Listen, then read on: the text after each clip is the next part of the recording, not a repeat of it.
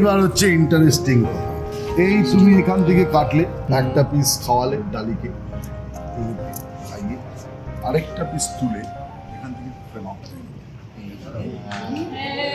ঠিক আছে, ওখানে খাওয়া খাই হলো, আবার ফ্রেমিং হলো, দাঁড়ানোর পরে দুটো না এই শিবানী এটাকে এরকম ভাবে কাটো।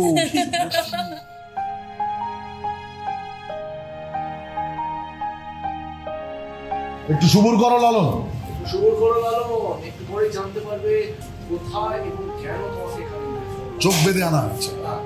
কোথায় এবং কেন না, কোথায় না খানিক পরে ঠিক বুঝতে পারবে তোমাকে কোথায় আর কেন এইভাবে চোখ বেঁধে আনা হচ্ছে। আজকে নো ইমোশন, শুধু আনন্দ আর হই হই হবে। ডালি, আপনি বলেছিলেন আজকে নাচ গান করে একটা জমজমাট অনুষ্ঠান করতে হবে, তা আপনার প্রিয় বন্ধুর জন্মদিনের অনারে প্রথম পারফরম্যান্সটা আপনারই হোক।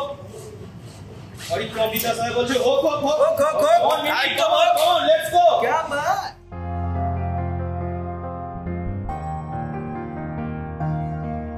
অ্যাকশন।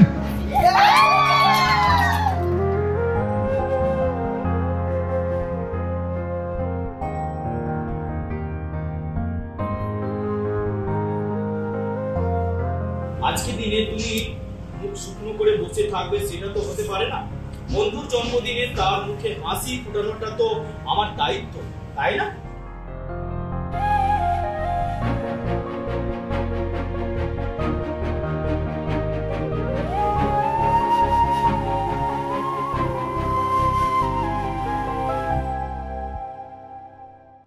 এই মুহূর্তে আমরা দাঁড়িয়ে আছি আকাশ কুসুমের সেটে এবং বার্থডে সেলিব্রেশন চলছে। সাংঘাতিকভাবে প্রিপারেশন, নাচের ডান্সার্সরা এসেছে, কোরিওগ্রাফার্সরা এসেছে, আমরা নাচের রিহার্সাল করছি, তারই মধ্যে সাজুগুজু করেও দাঁড়িয়ে আছি, খুব এনজয় করছি আমরা।